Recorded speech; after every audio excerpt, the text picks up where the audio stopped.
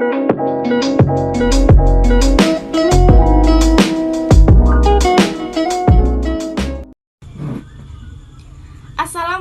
warahmatullahi wabarakatuh. Yang terhormat Ibu dosen saya, Ibu Junaida MPD. Sebelumnya saya akan memperkenalkan diri saya terlebih dahulu. Nama saya Sini Novisya Putri, saya dari Ilmu Komputer 5.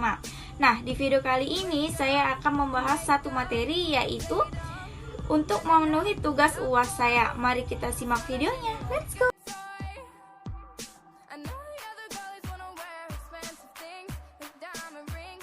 Baiklah, materi yang akan kita bahas adalah karangan. Tahu nggak sih apa itu karangan? Mari kita simak videonya ya. Nah, di materi kali ini kita akan membahas 7 pembahasan. Yang pertama ada pengertian karangan, yang kedua ada ciri-ciri karangan, yang ketiga ada fungsi karangan, yang keempat ada langkah-langkah membuat karangan, yang kelima ada pola susunan kerangka karangan, yang keenam ada jenis-jenis karangan, yang ketujuh ada unsur karangan. Baiklah, kita masuk kepada pembahasan yang pertama, yaitu tentang pengertian karangan. Karangan merupakan karya tulis hasil dari kegiatan seseorang untuk mengungkapkan gagasan dan menyampaikannya melalui bahasa tulis kepada pembaca untuk dipahami. Nah, pembahasan yang kedua adalah ciri-ciri karangan. Yang pertama, jelas dan mudah dipahami pembaca. Yang kedua, memiliki kesatuan yang baik, artinya di setiap kalimat penjelasannya logis dan juga mendukung ide utama para. Yang ketiga adalah memiliki organisasi yang baik, artinya setiap kalimat tersusun dengan urut dan logis. Yang keempat adalah efisien dan ekonomis. Keefisienan ini dibutuhkan pembaca agar lebih mudah menangkapi isi dalam karangan. Yang kelima ada menggunakan bahasa yang mudah dipahami dan diterima oleh si pembaca. Baiklah, kita masuk kepada pembahasan yang ketiga, yaitu fungsi karangan. Fungsi karangan memiliki 5 fungsi, yaitu yang pertama, untuk membantu penulis menyalurkan ide-ide yang akan ditulis di dalam karangan agar karangan menjadi lebih variatif dan menarik. Yang kedua adalah untuk mencegah penulis agar tidak keluar dari ide awal yang akan dibahas dalam suatu karangan. Yang ketiga adalah untuk mencegah penulis membahas suatu ide atau topik yang pernah ia buat sebelumnya. Yang keempat adalah untuk memudahkan penulisan sebuah karya agar menjadi lebih sistematis dan lebih rapi. Yang kelima, untuk memudahkan penulis mencari informasi pendukung suatu karangan berupa data atau fakta. Selanjutnya, langkah-langkah membuat kerangka karangan. Pertama, tentukan dulu tema karangan yang akan ditulis. Yang kedua, kumpulkan ide atau data atau bahan-bahan untuk karangan. Yang ketiga, susun kerangka karangannya. Yang keempat, kembangkan kerangka karangan yang dibuat menjadi karangan sebenarnya. Yang kelima, berikan judul pada karangan yang sudah dibuat. Nah, selanjutnya ada unsur karangan. Unsur karangan memiliki 4 unsur loh.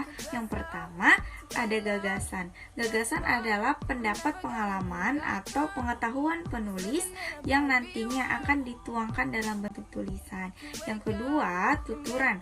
Tuturan adalah pengungkapan bentuk tertentu sehingga pembaca bisa memahami karangan tersebut. Yang ketiga itu ada tatanan. Tatanan adalah ungkapan gagasan atau ide pengarang dengan mengindahkan berbagai asas, aturan, dan juga teknik menulis. Yang keempat ada wahana. Wahana adalah sarana pergagasan berupa bahasa tulis yang berhubungan dengan kosakata, gramatika, dan retorika. Nah, selanjutnya ada pola susunan karangan. Pola susunan karangan terbagi menjadi 2, yaitu pola alamiah dan pola logis. Pola alamiah terbagi menjadi 2 loh. Yang pertama ada pola urutan waktu. Jadi maksud pola urutan waktu adalah berarti urutan karangan yang dilandaskan pada tahapan suatu peristiwa atau kejadian. Yang kedua itu adalah urutan ruang. Yang dimaksud urutan ruang itu adalah pola ini yang berlandaskan pada suatu ruang. Nah, yang kedua ada pola logis. Pola logis ini terbagi menjadi 4 bagian. Pola logis itu adalah pola yang terbentuk dari pikiran pengarang. Yang pertama adalah pola sebab akibat. Pola ini pola yang mengawali pembahasannya dengan sebab untuk kemudian disampaikan akibatnya. Yang kedua adalah pola klimaks dan antiklimaks. Maksudnya, pola yang mementingkan bagian penting dari suatu karangan.